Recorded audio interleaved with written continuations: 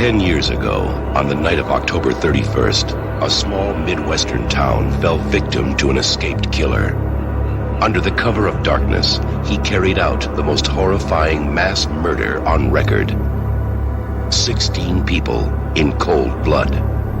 Ever since that night, no one has forgotten his name. And Halloween has never been the same.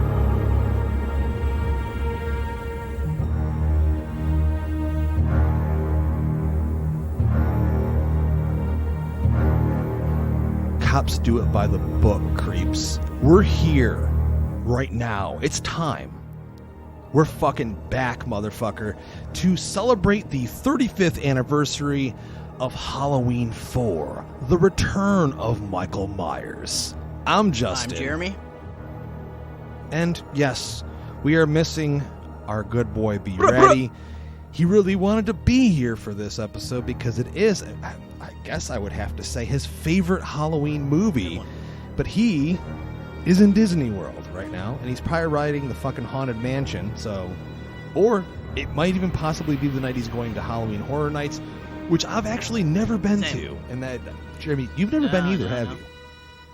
Yeah, being a horror fan and being a fan of Halloween as a season in general, haunted houses and all that shit, I feel like terrible inside that I've never actually been to Halloween Horror Nights. When people talk to you and they meet you for the first time, like, oh, you like horror and shit and spooky stuff. Ever been to Halloween Horror Nights? Nope, never. And what's funny is that I've been in LA twice when they've done Halloween Horror Nights, because I went in 2018 for H40, the 40th anniversary of Halloween, and then I was just there a few weeks ago for the 45th anniversary of Halloween, and I have a bunch of buddies that were like, we're going to Horror Nights, man, you come in? I'm like, I would love to, but I also really love going and getting autographs. So I was on autograph mission mode, so I've never been.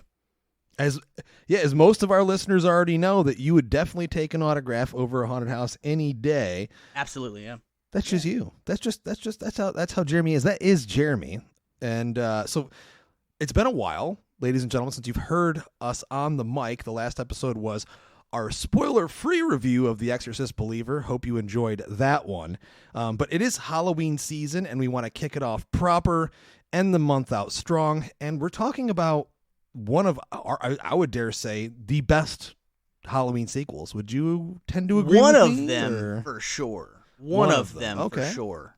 There's a few sequels that I would put over Halloween 4, for sure. Oh, okay. But this is a great one, man. It's got all the ingredients. They knew what they were doing, because as most of our listeners know, Halloween 3 came out and was Michael Myers-less, and the general public was pissed that there was no Michael Myers in a movie called Halloween 3, right? Because 3 means it's following 2, right? So I feel like they kind of fucked up by calling it Halloween 3. They saw the 3, Jeremy, but yet ignored the tagline that specifically said the night no one comes home. I don't know if that was specific enough. Maybe they should have just put on the poster, Michael Myers is not in this one. Yeah, I mean, they could have called it like a Halloween story, Season of the Witch, or something else, man. But by calling it Halloween 3 means it follows Halloween 2. Well, if you were going to switch it up and tell a different story every time, you should have done that with the second one. Then people would be like, okay, like every film is a different film that takes place on Halloween, but Michael Myers works. They wrote a sequel now, so it was not critically well received at the time, and now it's fucking beloved, man. Now people love Halloween 3 so much. Dude, I'm literally sitting here as we talk, and thank you to our awesome friend Phil from the Spook House podcast, who was out there at age 45 with you. He actually got me the Dr. Chalice Halloween 3 Tom Atkins figure, which comes with 2 different bottles of beer. So thank you, Phil. Seriously, dude. Really appreciate that. It should have come with the pumpkin mask to put over his head too, but whatever. It is what it is. But yeah, it's widely beloved, and I love Halloween 3. Yeah, it's. But as Mustafa Akkad himself said in discussing, the preparation for Halloween 4, we always go back to the first one because that is the success. So this is a back to basics, lean, mean, killing machine Halloween movie. They knew what they were doing. They had to put Michael Myers in the title absolutely to reassure fans We know we fucked up with the last one. He's back. Don't worry. And I would have to say, out of all of the Halloween posters we've ever received for the franchise, I think it's probably the fucking best one. Even though it's not at all... The mask that we got. It's not at all the mask. You don't see the Wallace house or anything in the fucking movie. But it's cool that it kind of... It reminded fans and audiences of... Remember that movie you love, Halloween, that you see on TV all the time or you rent on video cassette? This is a sequel to that. And again, this movie picks up, it's a great 10-year anniversary of the first one. 10 years after the original, awakening from his 10-year coma, Michael Myers returns to Haddonfield on Halloween Eve, not to kill his sister. Yes, this is the storyline where Laurie Strode is his sister, but to kill his 7-year-old niece, Jamie Lloyd, who is being pursued by Dr. Lumis. And I'm doing Brady's job here and reading the IMDb synopsis. My man. This is directed by Dwight Little, eventually the director that ended up directing Free Willy 2, that massive juggernaut of a blockbuster. Well, that's okay, man. I mean, look at Amy Holden Jones from Slumber Party Massacre. She went on to make the movie Beethoven, or she wrote the movie Beethoven. So, dude, no hate at all. Making that fucking dough. Dwight didn't want to be influenced by anything other than the original film. So while there are references to Halloween 2, we see that giant egg on Donald Pleasance's face, which is a reference to Halloween 2. But other than that, they don't really mention anything else about it. And the film is written by Alan McElroy, who, again, what he scripted in a solid 13 days is a meat and potatoes back to basics script for what became a very successful Halloween movie. It had a budget of $5 million. And Jeremy, it was number one at the box office for 2 solid fucking weeks. Yeah, it was. In October of 1988, grossing around $18 million. So, which for back then was huge as well. Yeah. This one was what horror fans were craving. Plus, it hit really during that slasher era where we were just getting slashers left and right, man. They were churning out Friday the 13th movies at this point. So Michael Myers was primed for a return, and they had to amp up the kills a little bit to kind of keep up with the slasher era that was going on at that time as well. So funny is if you look up Jamie Lee Curtis's panel that she did at Horror Hound in 2012, which is her only to date convention appearance, they ask one of my questions and they say my name during the panel because they were smart rather than giving the microphone to fans and be like, I love you, Jamie, and thanks for being here, and you're so great, and my question is, what was it like working with Donald Pleasance? You know what I mean? To avoid all that bullshit, you had to submit a written question, and if they liked your question, it would be selected. Well, they liked mine, and the question that I asked Jamie was, Halloween 4 was a massive success. Obviously, in the early planning stages for this movie, there had to have been a point where they approached Jamie Lee. Given the success that Halloween 4 saw and the critical appraise by even Quentin Tarantino saying that this movie is a fucking masterpiece, did she have any regret about not returning for this one? And, she went into a long spiel about how she had made so many horror films because she thought when Halloween came out and was a massive success that her career was just going to take off, and it didn't really happen like that. Right, it didn't. She got some some guest TV appearances, and the only way that she was really getting offered lead roles was in horror films because people who saw Halloween and saw how much of a success it was, they said, "Hey, let's get her, the daughter of Janet Leigh, that was the star of Halloween, which made $1 bajillion." And so she said she made 7 of them, I think. And it got to the point where she said that she knew during that last one, she said to her agent, I'm not going to make another one of these. If that means that I never work again, so be it. But I think if I do one more of these horror films, it's all I'm ever going to be offered to do ever. So she goes, well, I'm very happy that the franchise continued and was successful. she said she had no regrets about not returning. So a fun little nugget. Yeah, check out the panel. It's really cool. Yeah, and so they unceremoniously killed her off in a car accident. But they named Danielle Harris's character after her in real life as an homage. Jamie Lee. Yeah. So we got her kind of. We see her picture in the movie, so she's still technically in the movie. Jeremy, do you remember the first ever time that you watched Halloween? Yeah, I remember. I loved it because I was probably roughly around the same age that Danielle Harris was during the movie. So I still love movies that have kids in peril, because a lot of times we don't get that, right? Even in the Friday the 13th movies where it's supposed to be at a kids camp, we don't get that very much in those movies. It's always like It's always like right before the kids get there and shit like that. That's why The Burning is so great, man, because it's kids and they're in peril and they're in danger, and I think that's great. And so the first time that I saw Halloween 4, I was probably roughly around the same age as Danielle Harris. So like it's kind of just like watching the Monster Squad. Like you relate with those characters because you're in the same, age demographic as them, and so it kind of heightens the scariness factor when you can relate to the characters because they're the same age as you. So yeah, I love this one. I do remember being like, what the fuck happened to his mask? Like I don't understand it. Yeah, we'll definitely get to the mask here in a few. But before we do that, man, I'm just gonna throw this out there. We live in an age and time where deep fake is such a big thing, and I know I've said this before, and I'm gonna I'm gonna say it again, man. I'm gonna say it again. So you've got a guy that works for Disney, and of course, like now that I mention him, his name's fucking escaping me, but he's like the deep fake guy, right? Like he was doing YouTube shit, and he's so good that Disney was like, come work for us. Holy fuck.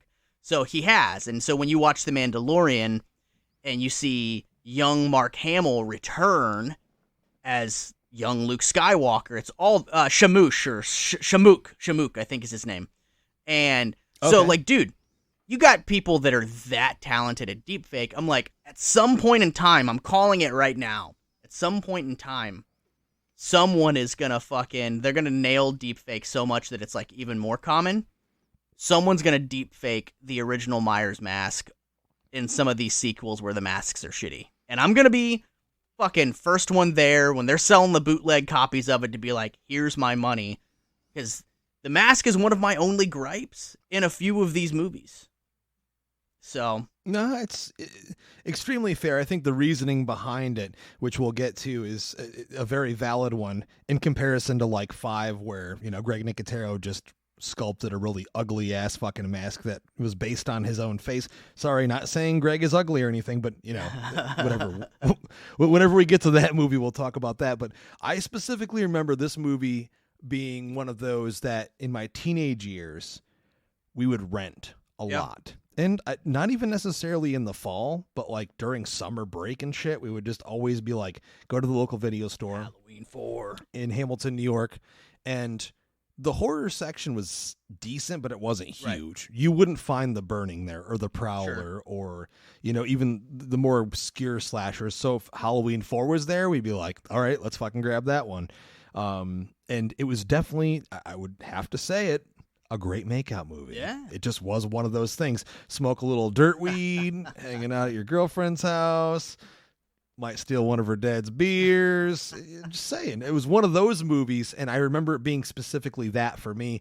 So there is a nostalgia, and I would have to say that the majority of fans all agree with the sentiment that it has the best Halloween atmosphere probably out of the entire franchise. That opening is iconic in its vibe and its tone, and just it's the ultimate Halloween vibe movie. Like everything about it, from the opening to the small town nature of Salt Lake City, Utah. Yes, there's no Myers house. We get it. There is reasoning for that, but to me, it just captures that small town America Halloween. Since you mentioned the beginning, man, the first thing I want to call out, and every single time I watch this movie, I'm like, Raymond O'Connor, that plays the security guard at Smith's Grove in the beginning of the movie. Man, there's something so, like, he really sets the tone for the movie because he's so intense and his eyes are so blue, man. And like, he looks like he should probably be in one of those fucking cells. Absolutely. Man. How'd he get out of his cell? His dialogue is so fucking good too.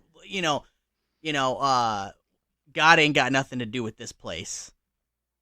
He's also, Jeremy, rightfully so, the exposition dump of the movie. Oh, yeah. And he's intentionally, Dwight Little had gone on record and said, every movie needs their exposition scene where, so people that haven't maybe necessarily seen, the first two Halloweens or haven't seen them in a long time or whatever, need like a refresher. He's basically there in the elevator scene to be like, yo, this is what happened in the last two.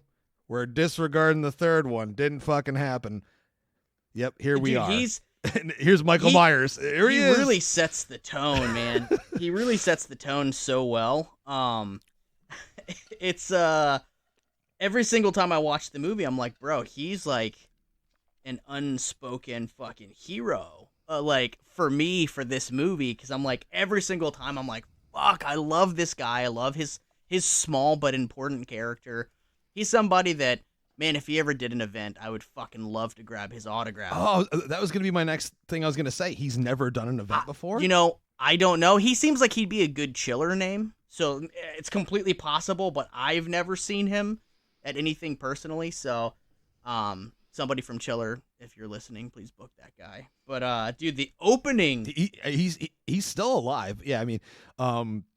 Totally agreed. There's a super creepiness to his performance and to his character, and like I said, he seems like he could possibly be in one of those cells himself. But I love his delivery of his lines. It's classic '80s horror at its best for sure. Dude, it's awesome. And then like it sets the tone for the whole opening movie. Title sequence with all of the Halloween vibes and imagery that's going on. Man, that's why people are like, "Holy fuck, this movie." Do you remember when the Scream Factory box set came out? Like initially, like they changed it to where it didn't say a Mustafa Akkad film in the beginning. Do you remember that? And like fans went fucking nuts, dude. Yeah, there was a huge error. Well, here's the thing: I love Shout Factory, Scream Factory. They're well known for causing small errors like that with sound or certain things missing from the film. It's as much as I love them as a label and I purchase all of their stuff. That was a thing that I remember being, because I owned that fucking box set, which at the time you remember how sought after that box still set is, was dude. That Sean Clark helped produce. Still is. And I have it. I had to buy that shit secondhand. I didn't buy that shit when it first came out, and that was extremely pricey. So I fucked up. I had done the exclusive fucking pre-order on it, right? It came with that fucking lithograph. And here's what the Paul Shipper lithograph. Well, here's what happened was all of a sudden Dark Delicacies in Los Angeles announced that they were doing a box set signing. So I fucking canceled my Scream Factory pre-order to grab the Dark Delicacy one because I'm an autograph guy. Well, I'm thinking they're going to autograph the box set. They autograph the little book that comes inside of it. It's still cool, man. I've seen them on eBay for a couple $100 or whatever.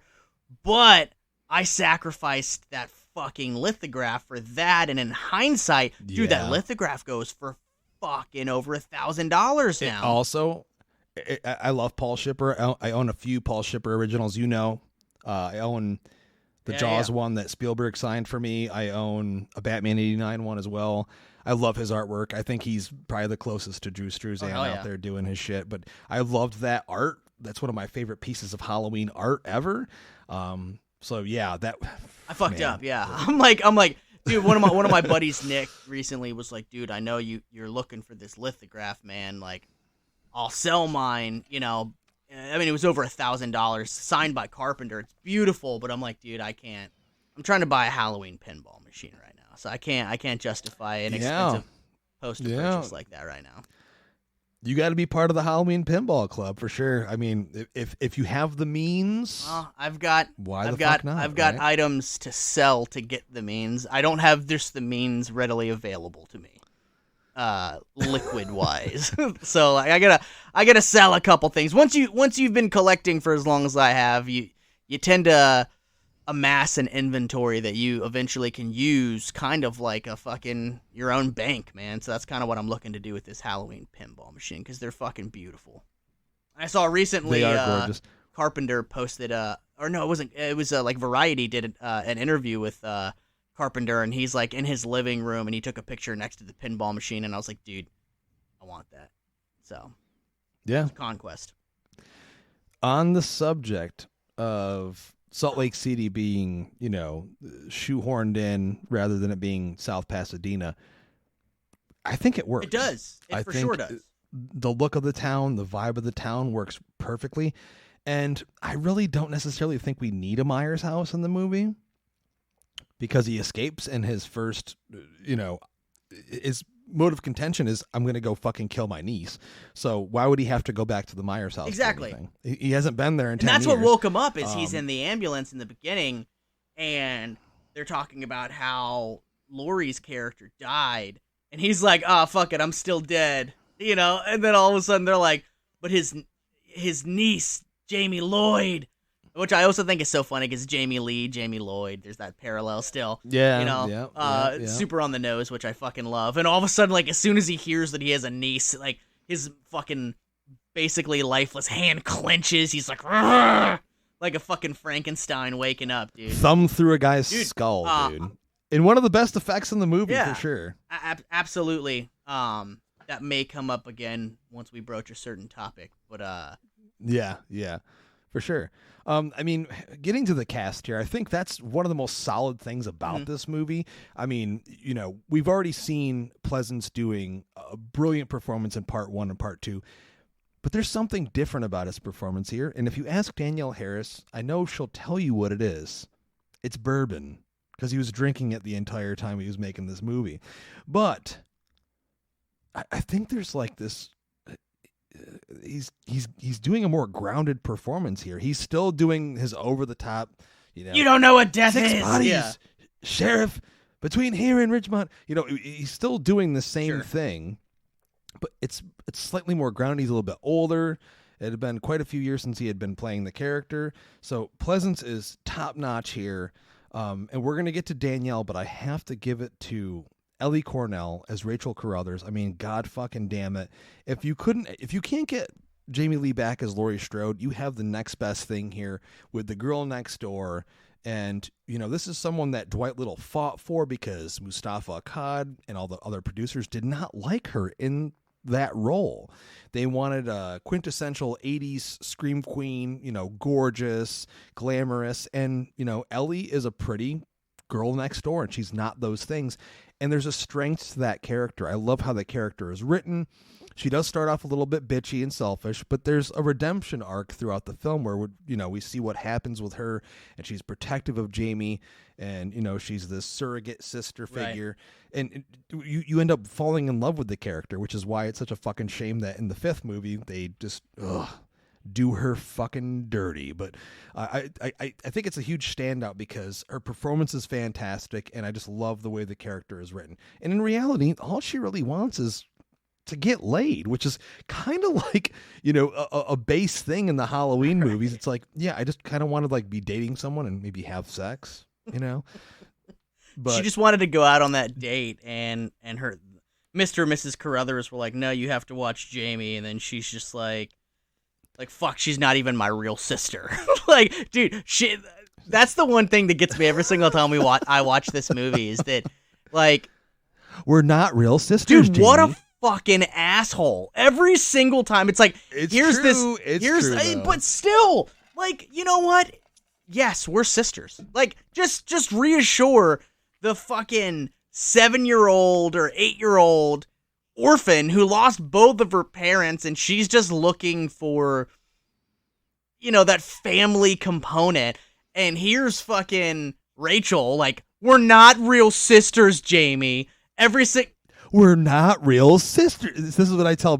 Whenever me and Brady would get drunk on trips, I would just turn to him randomly after 20 minutes of silence and say, "We're not real sisters, Jamie," just to let him know how much I love him. It's true, though. I mean, so that, again, there's an arc written for the character where she starts off a little bit selfish, a little bit bitchy. As the movie progresses and Michael Myers she goes into protector mode. Yeah. For sure. Yeah. And again, by the end of the movie, you're rooting for her. But everyone talks about Danielle Harris. She is a fan favorite, the fan favorite, I would say, from the movies that she's in, particularly Halloween 4. Would you dare say, Jeremy, that she's probably one of the most celebrated actors out of the entire franchise? I would say that next to Jamie Lee and Donald Pleasance, I would say Danielle Harris is next in line for most celebrated actor in the Halloween franchise. I mean, she's made 4 of these movies. She did Halloween 4, she did Halloween 5, she did Rob Zombie's Halloween, Rob Zombie's Halloween 2. She's an absolute fan favorite. I've been seeing her at conventions now for fucking God, man, like since you started going to 18 years. Like, she's been 18 years now. A staple. Yeah, and like, dude, make no mistake, like just because she's been doing conventions for that long, she always has a line because fans love her. Like she is, like I said, next to Jamie Lee and Donald Pleasance, she is the fan favorite in the franchise, man. And which is why it's kind of disappointing that she wasn't able to return in Halloween 6 when they were, continued her storyline. Initially, Jamie Lloyd's character was a main pivotal character in the original draft of Halloween 6.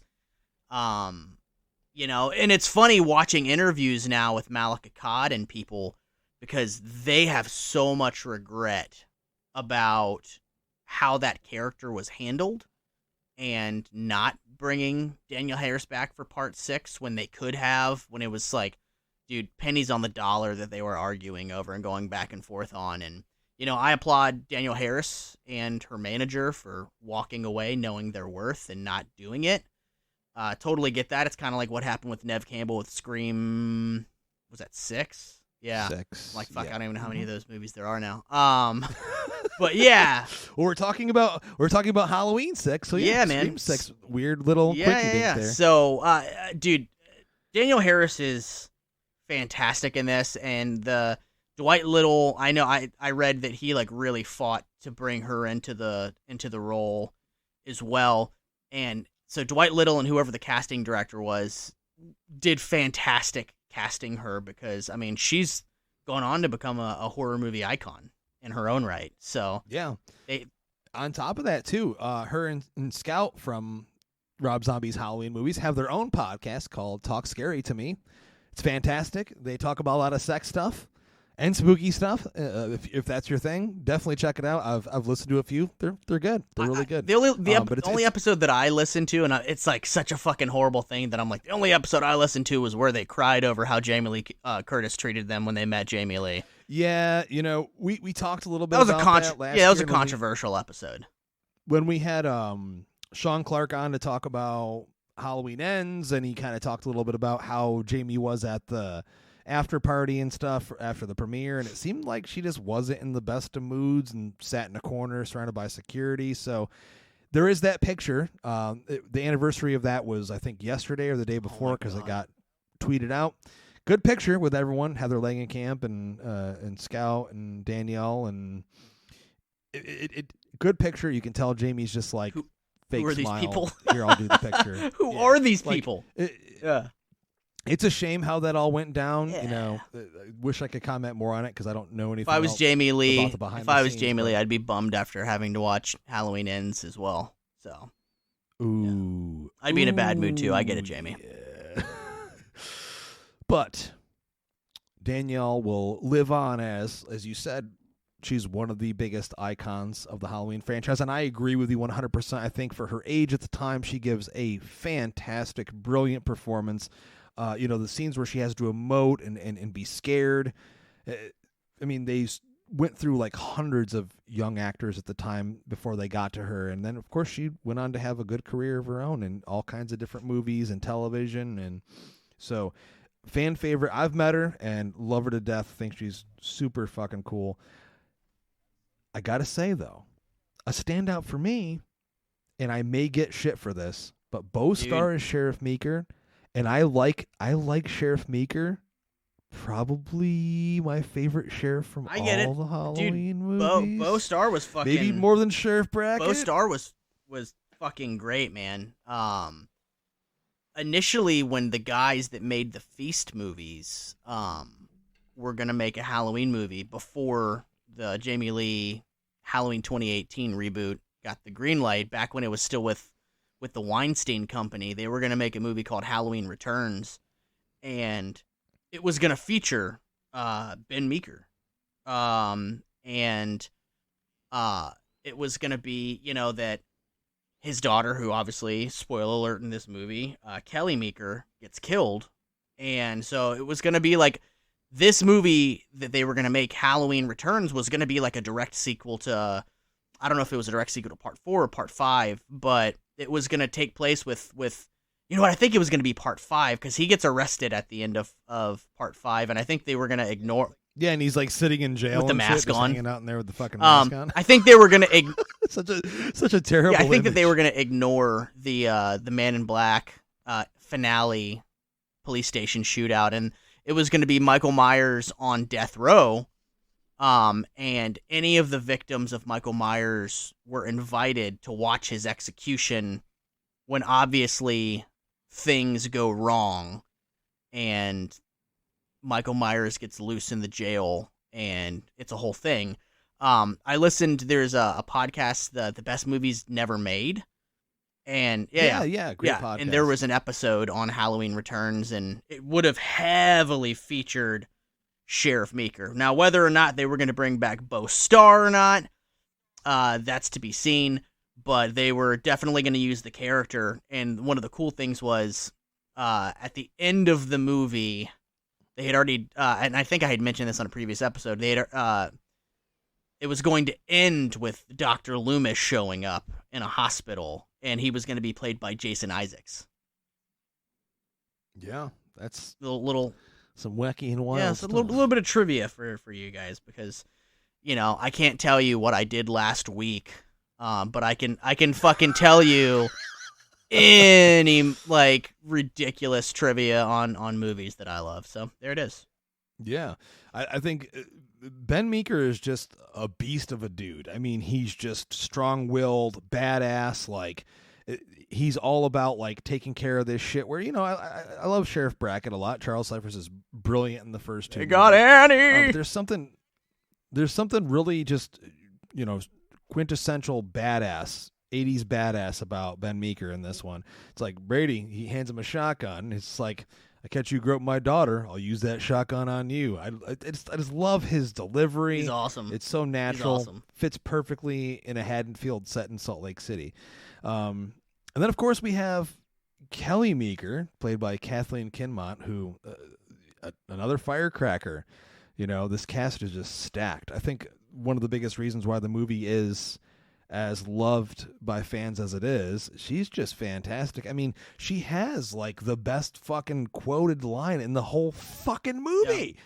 And I'm using the F word plenty of times in this episode on purpose because of our most recent review we received, which I'll unveil. Do they say we say the F word too much? Oh yeah. Well, wait till I read it. But fuck happens to be my favorite word. And here I thought that we've cut down on that word. But her iconic fuck's quote, just a word and it's all fucked up. Gotta quote some Limp Bizkit.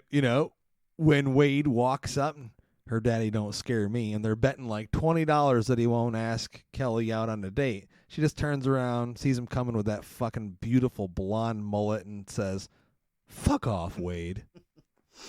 That's a thing in the horror community now. Like, that's Wade. Literally like a line that girls or boys will say to the other sex when they, fuck off, Wade. I saw some fuck off Wade shirts at age 45. Our good friends from Alone in the Dark podcast, they have a really awesome fuck off Wade shirt with Wade on it. So if you want one, check them out. they love Halloween 4 as well. Definitely go grab one. They're great. You need those. But cops do it by the book. That's where I'm at. I need that fucking shirt. Yeah. Well, Kathleen Kinnemont, she sells those at her appearances. Yeah, right. I've heard that. Then, of course, last but not least, Sasha Jensen is Brady, and our very own Brady is not here to celebrate the character that he was named after when he was born. So be ready. I'm so sorry. But your parents were rad for naming you specifically after a character in Halloween 4. After a character from Halloween 4. That's the way that I believe it, and I'll believe that forever until I'm dead in the ground. Brady, are you coming in or what? Of course you're named after Brady from this movie. I got to throw it to the two Michael Myers actors. So we had George P. Wilbur, God rest his soul. Fucking loved that guy. He was amazing. Dude, he was so nice, man. Dude, I have a picture of Dick Warlock, me, and George P. Wilbur together. Dude, I was at a fucking Monster Mania and they were just hanging out talking, and I walked up and had George P. Wilbur sign a poster, and then it was kind of they went back to talking, and I was like, dude, this is kind of an epic photo op situation going on. And I was like, guys, I'm so sorry. You're both here. You guys are two of my favorite Michael Myers. Can we take a picture together? They're like, oh, absolutely. So it's a rad picture. And not to cut you off, but I assume this is long before they were doing those every Michael Myers in one picture photo op. Dude, I lucked out in 2018 by getting me and my buddy Curtis did the epic Myers photo op, and it was every adult Michael Myers ever to date for the first 40 years of Halloween in one picture. And man, we've already lost 2 of those Myers actors. We lost Jim Winburn, who did the stunts in Halloween 1 falling off the balcony, and then we lost George P. Wilbur, man. So it's just crazy. Yeah, I'm thankful for that picture. I would be too. I was lucky enough to meet George, and when I met him, it was, I would have to say, probably maybe 7 years ago, and you could even tell at that point that he was an older guy, older man, hard of hearing a little bit. He loved his fans. Yeah. He loved claiming 4, 5, and 6 because they used the footage that they shot for 4, but never, and then put it in 5, and then I honestly I would have to say. The work that Tom Morga did in the movie is fantastic, and there's a marriage between those two performances with him and George that it works perfectly. I never even could have told you that there were two different actors that played the shape in the movie. Yeah, Morga played the bandaged Michael Myers, and he played the Michael Myers in the dream sequence where Jamie wakes up and Michael's in the bedroom with her and the lightning strikes. That's also Morga. Dude, imagine being that fucking guy, dude. He got to play Leatherface, Jason, and Michael Myers. He's like the fucking Bill Paxton of horror icons, man. For sure. He did. Morgan did quite a few things, and he was fired off the movie. The producer fired him off the movie. There was an argument on the set, and I don't know what he said, but something happened. There was something to do with Tom wanted the eye holes on the mask, or the producer wanted the eye holes on the mask larger. They couldn't do it within the amount of time to shoot the scene, so he ended up getting fired, and that was it. So then they brought on Wilbur. But Wilbur's always been a fan favorite of mine. I love how smooth he walks in the movie. Yeah. And all of those scenes of the shape just sliding around, those are all, for the most part, all Wilbur. I think he's fantastic. And what's funny is he's a thick Myers. He is not that skinny Myers. He's a thick boy. Here's the thing, though. We know in this one, Jeremy, or maybe you don't know, they put fucking shoulder pads on his ass in this one. They were like, bro. They put he was a tall guy. He was very tall. If you see, but they actually put padding on him in this, so that's why there's some scenes where you're you can kind of see the shoulder pads. I mean, it is the very 80s, Frankensteinish. Yeah, this came out. Yeah, it's very Frankensteinish. His movement's not much, but because he's very smooth and he's very quick. But yeah, he's wearing fucking shoulder pads. Yeah, it's so funny, man. Both Halloween films that he was in, he wasn't the sole Michael Myers. And yeah, in 6 he got replaced in that one too. Dude, yeah, he got they brought in Brad Harden to do a bunch of scenes because they were like, man, Wilbur's kind of like thick, and we got to do some reshoots. He's too big. And we want a He's too skinnier big. Myers, even though like Wilbur had done like fucking all of the movie. And You can see in 6 you can clearly tell the difference in size because you're like, that dude is way smaller. Yeah. Like, and I'm not comparing you and I, but I'm like, I'm like 6 foot tall or whatever. It'd be like me playing Myers for half the movie, and then putting you in the costume, and then noticing the difference in our body types, our height, and everything else, and our arm length. You would immediately notice, and in 6 you do notice. Whereas Morga and Wilbur are both taller dudes, more lankier, longer arms and stuff. So that's why I don't think you don't notice it as much in part 4. But they both do a fantastic job. I mean, I would dare say, I don't know if I want to rank, because we've already done ranking episodes on that stuff. Maybe you save it for another episode, but I think Wilbur's very good. The Wilbur-Morga combination is very good. But we have to get to it now. We're talking about Michael Myers. We're talking about the shape, which is the central element in the movie that most fans give the most fucks about. So Ken Horn, who was the makeup guy on the movie, he handled the mask. And this is the last movie he made. So he originally worked for Don Post Studios, and they originally ordered from Don Post the masks to be sent from the original Shatner mold. His exact quote is, they got their first box, and there were 6 of them, and they were pink with white hair. He said, that isn't quite the mask, but we'll work around it. They specifically used the Shatner mold, but he didn't see the masks till they were actually on set, so they didn't get them ahead of time or anything like that. But they were, flesh-colored with that light blonde hair. We see one scene in the movie, in the elementary school scene, when Rachel sprays the shape in the face with a fire extinguisher. We see that he's actually wearing, there was a fuck-up. People weren't paying attention. They grabbed a mask out of the fucking truck, which actually has the flesh-colored face and like the blondish hair. So, and this is not a slight at Ken Horn or anything like that, but he had said, like, I had to go in and take those masks, paint them white, and then like dye the hair brown. And maybe he wasn't that good of a painter. It was cheap latex masks at the time. Like, if Don Post made them, he didn't do any shading or shadow on any of the features, and that's what we know of with the first 2 masks, particularly like the same mask from part 1 that Warlock wears in part 2. It's weathered. It sat in a fucking box for a while. It's like cigarette smoke and shit. It looked dirty in it, but it had features accentuated in it. And when we see the 3 masks being worn at the after party for the first Halloween, when, John Carpenter, Nick Castle, and Timothy Wallace's band is playing a show, like our little mini get-together, rather, they're all wearing the masks, the 3 masks. And you can see how, when they were done, like Nick Castle had said, they would just throw them on the ground. Yeah. They would fall in the dirt. They didn't care about it or anything like that. So they'd get, tussled around, and they'd get dirty, and that would cause those features to be accentuated on the masks. Whereas this movie, they're just like stark white. Fish belly white. Yep. So it just looks like he painted, like, I don't know what kind of paint he used on them, but there's like a grainy, very bumpy look to them. And they tease the hair all the way back to slick it back. Whereas in the original, they're like, the hair's kind of like frantic and messed up and stuff. So, people go out and they shit on this movie specifically because of the mask. And I get it, Jeremy. I know where you're coming from.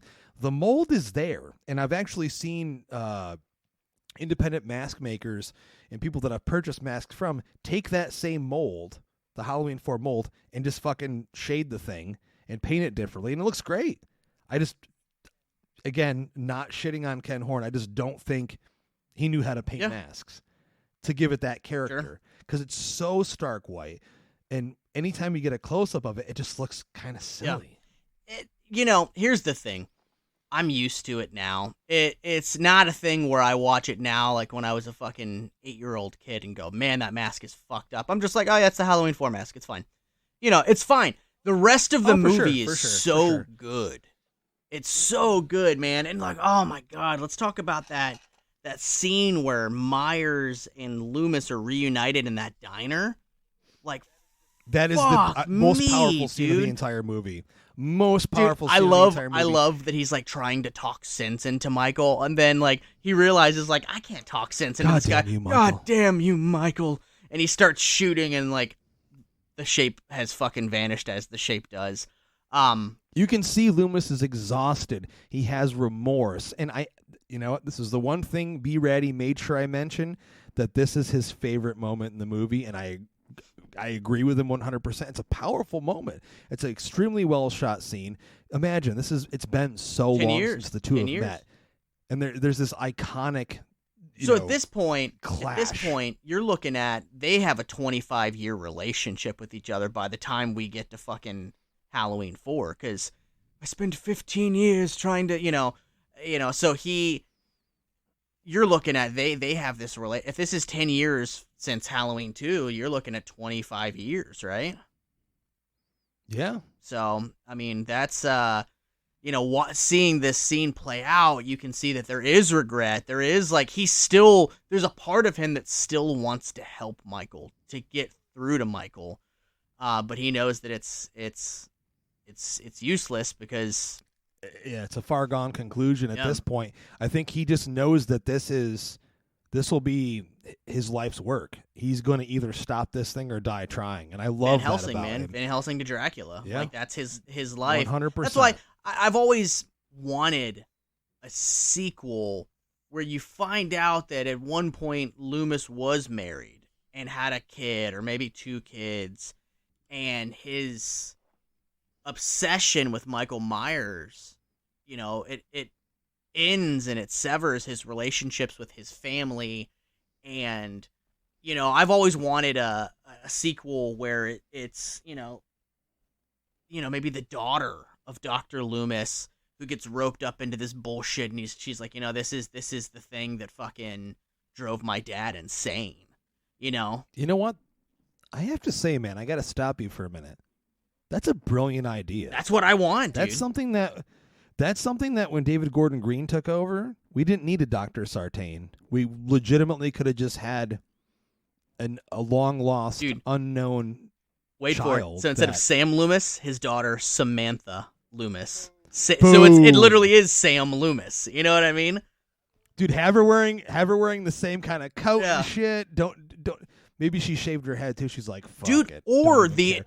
And I'm half joking, but seriously, I really do think like that would have been a really cool idea, because as we know, family is something that is central, whether people want to believe it or not, to the Halloween franchise. It's always been an important part. And even think about Dana Hayes from Halloween 2018, the investigative journalist. Dude, imagine if that was Samantha Loomis, and she's like, I do this podcast on, serial killers, and here we are on the topic that drove my dad fucking insane, and have her be a central main character that becomes the new Ahab to Moby Dick. I will say though, I love that idea, but she does have one of my favorite moments in the movie when she gets. Oh yeah, you couldn't kill Samantha Loomis. Which, by the way, ladies and gentlemen, our creeps out there, we're actually recording this on the 5-year anniversary date of Halloween 2018. We posted a little bit about it on social media. We probably will talk about it on one more episode again before the end of the month, before Halloween actually hits. But yeah, crazy how that works, man. 5 years. There's a lot to talk about with that. But yeah, we have a special guest planned for a retrospective on that whole trilogy, which gives me a reason to go back and watch the 2 sequels that we've talked a lot of shit on. And here's the deal, man. I have not seen Halloween Kills in like 2 years, and I haven't seen Halloween Ends since I saw it in theaters. So I'm a guy that I've admitted before, Justin, that I was kind of hot on Rob Zombie's Halloween, and then all of a sudden I wasn't hot on it, and I was like, yeah, these movies kind of suck. And then I came back around to it, and I found my own appreciation for Rob Zombie's 2 Halloween films for what they are and not what I wanted them to be. So I'm actually hoping that I can revisit Halloween Kills and Halloween Ends and find a new appreciation for them, because at the end of the day, Halloween is my favorite franchise, and despising 2 Halloween films, it hurts me, man. I kind of put those in the same camp as Halloween Resurrection. Trick or treat, motherfucker. Very great point. As we get to all of our favorite scenes from Halloween 4, we got to get to the kills. Oh, yeah. And as you yourself said earlier on, I mean, this movie is a little bit meaner in terms of the spirit overall and the gore aspect, even though it still keeps perfectly in line with what Mustafa Akkad liked with his bloodless Halloween movies. A lot of that has to do with the fact that they screened the movie and everyone kind of collectively said, like, it needs to be a little bit more vicious. And that's when they hired John Carl Buechler to come in. My boy. They shot some stuff in L.A. and, yeah, added a couple more deaths in the movie. And one of my favorites of the entire fucking movie, which is probably, aside from the gas station scene, one of my favorite scenes in the entire movie, which is a great action sequence on the truck as Rachel is driving Jamie away, and there's all these fucking local hillbillies from the local bar who are all getting hammered the entire night with their shotguns, and we have the Shape just throwing them off one by one, and then, the iconic scene where Mustafa says, "More blood, more blood," is when the Shape reaches through the window of the driver's side and just grabs his hand in the dude's fucking throat, rips it out, rips his fucking head rips his head right off the. Oh, it's so amazing! I love that scene so much, and the kill is just gruesome. Is that your favorite kill? Gruesome. I would have to say probably. Yeah, I love the surprise of the scene because there's suspense to it. It's probably coming, but I would have to say probably. What's yours? Mine is definitely Michael's thumb going through the dude's forehead in the ambulance. Like, poor dude, he's just there doing a job, picking him up. It's just like, man, just got to get this guy to the next place. Didn't do anything to him. Yeah, it's I love that one because it's just brutal as fuck looking. It's a simple gag too. It's just like a fake thumb. Yeah, the little spring in it or whatever that goes into the head. And yeah, that's a fantastic one. I mean, there's some pretty iconic kills here. We get Bucky electrocuted. Like, Michael just tosses him on a transformer and he's like shocked to death. Yeah. When, of course, another iconic quote, "Don't try that Halloween shit with me." I love it. Like the dialogue in this movie is just fantastic. Has anybody ever done a modern trailer for Halloween 4? There probably. I gotta look for one, man, because I feel like that would be like at the very end of the trailer. Like, you don't try that Halloween shit with me, and then it cuts to black with the date of the movie.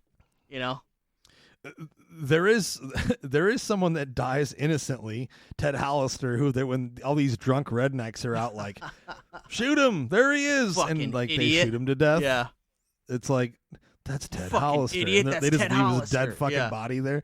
Oh my god! Like, okay, well, so these guys are bad guys too. So when they get killed by Michael Myers, I don't feel that bad about it.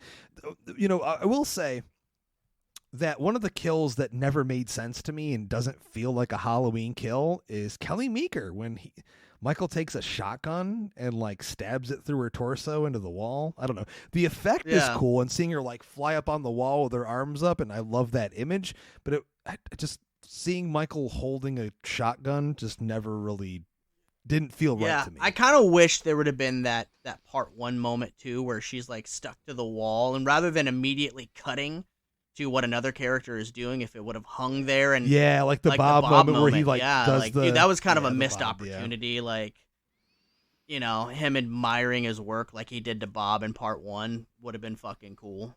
That's a great point for sure.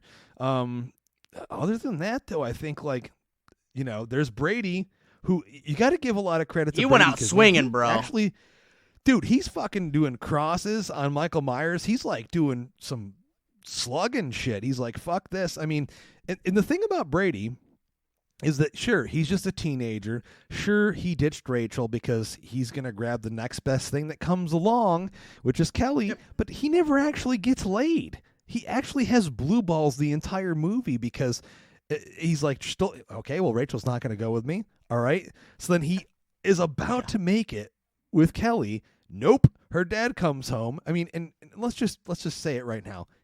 That scene, I mean, she's, Dude, okay. fantastic. Amazing. I'm sorry. Bombshell. If I was Bombshell. Brady, if I was Brady and I had a chick like that was like, hey, I'm gonna fuck you right now, I'd be like, damn, sorry, Rachel. Like, things have to be done. Brady, just a minute. You weren't just pissed off. You saw what was in front of you and you grabbed it. But he never actually ended up. So he's still a likable character because he didn't get laid. Nope. And then he tries to fight Michael To save her. Myers. He gets his ass whooped. He gets his fucking his face crushed. You know what? His neck Anytime broken. somebody's like, we're going toe to toe, like I'm gonna fuck Michael Myers up, I am with it, dude. That's why, like, recently I've been It ain't happening.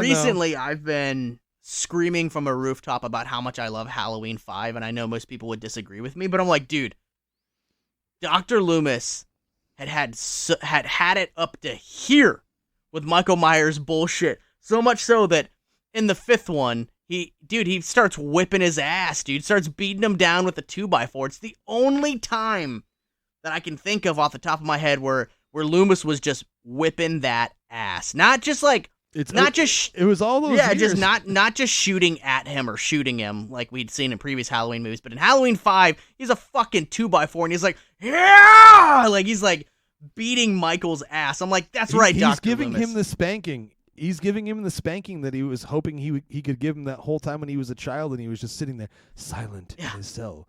Dude, so the blackest eyes. He's like, I'm gonna fucking spank that ass, dude, motherfucker. anytime somebody's like, I'm fighting Michael Myers, I'm so fucking here for it. So when Brady like went out swinging, I'm like, you know what?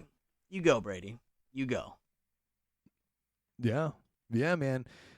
Overall, as we kind of capture the ending of this movie and finish things up, I really, I got to say one of my other favorite things is Alan Howarth's score. He did the majority of the work on Halloween 2 with John Carpenter, and here John just steps aside, let Alan do his thing, and he brings it fully back to like the piano score. And I think it's some of the best work of the entire franchise as well. He adds some atmosphere that was non-present in the first 2 Halloween movies, where there's like this, like atmospheric, spooky chorus stuff and just like weird sounds. I think that add a lot to the movie. And of course, all the iconic, like the shaped stalks and stuff, all the iconic themes for the most part are present within the movie. I love the score. I mean, Howarth did a journeyman's job in terms of like stepping in for John for all those years without him, leading up to when John Ottman took over at H2O.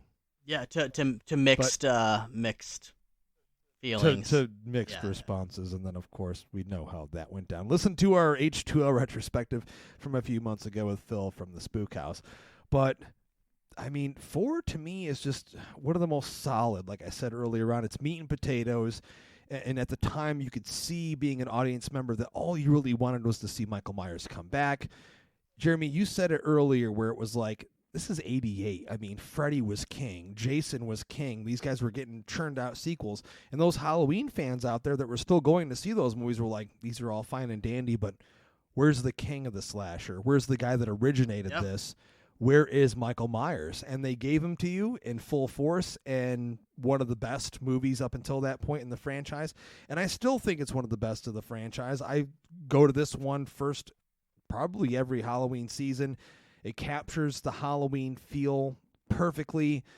Danielle Harris is brilliant in it as Jamie Lloyd. Donald Pleasance is so good, dude.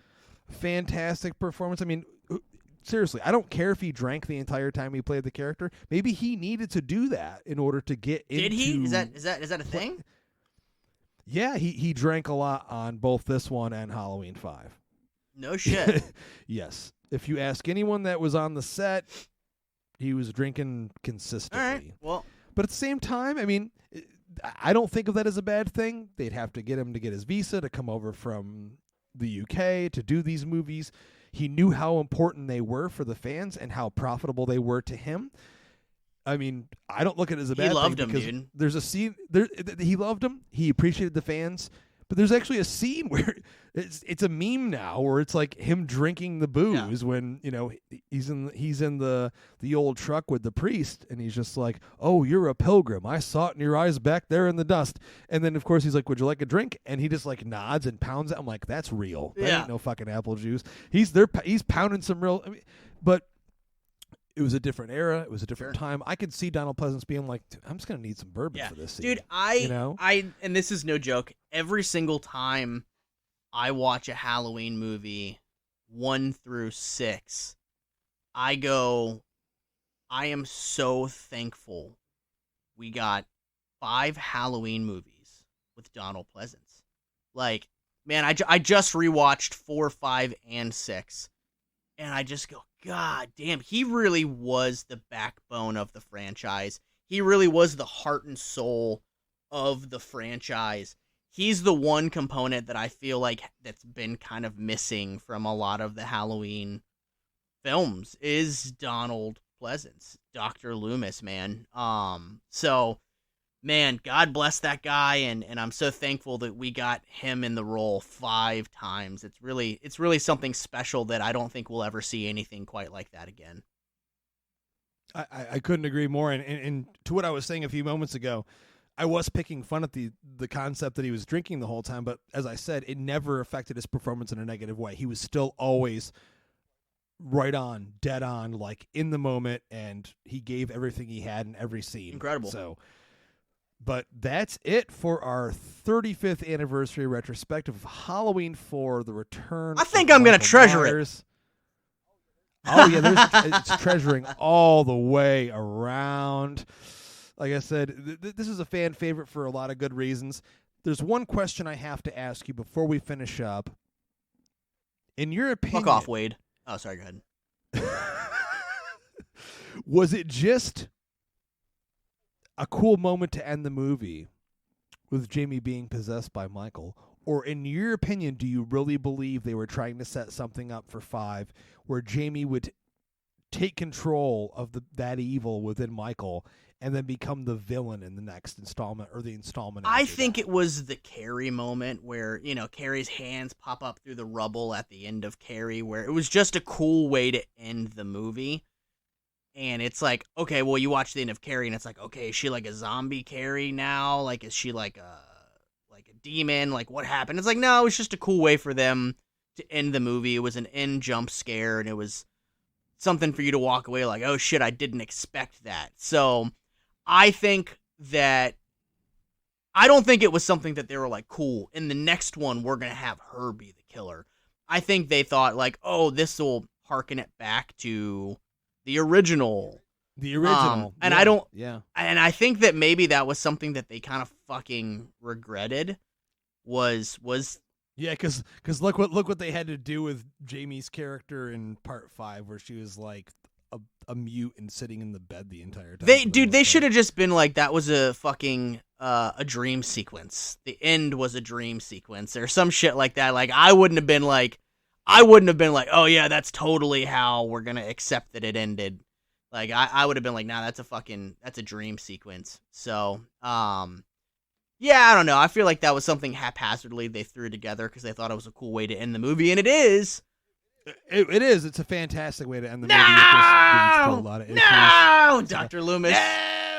No. Yeah, no, and I love his face in that scene. Again, brilliant performance. And then it's the most iconic shot out of any of the Danielle Harris Halloween movies is her staying there at the top of the stairs with the clown mask on, and she's got the bloody scissors, and there it is. It's iconic. But there it is, ladies and gentlemen, our 35th anniversary retrospective, just in time for the anniversary. We are releasing it on the actual anniversary. So thank you for listening. We hope you enjoy it, and maybe you'll pair it with the movie. You'll listen to this either before or after you watch the movie, but watch the movie. It's one of the best. It's time to celebrate one of the best of the franchise right this year. But again, thanks for listening to the show. If you like the show, if you hate the show, let us know. Let me hear that review, man. What was that review? Yeah, so I listen. I always say this on the show, and maybe he listened and was like, "Listen, he said to leave a negative review if I felt this way, so I will." The title to the review is "So Many F-Bombs, 1 star. Can you add more Fs in post-production so when you say them it means even less?" That comes from Neon Knight Rob #1 via Apple Podcasts, and he's from the U.S. So Neon Knight Rob #1, thank you for listening. For sure. I'm not even gonna poke fun and make a joke out of it. Like I get it. I say the F word a lot. It is my favorite word. It's a very impactful word. And it's a very useful word. I feel like you can use it in a lot of different ways, and it comes in. It can be overused. Oh, but I dude! don't feel like we watch the Rob Zombie Halloween movies. It can absolutely be overused. Yeah. So I would like to think that we use it sparingly, depending on what kind of impact we want to have. You know what? Maybe it was an episode where we were drinking or something, and the fucks were flowing, man. Because sometimes fucks be flowing. Flow them fucks. Thanks. Thanks for leaving that review, but also if you like listening on Spotify, you don't even have to say nothing. You can just click the stars.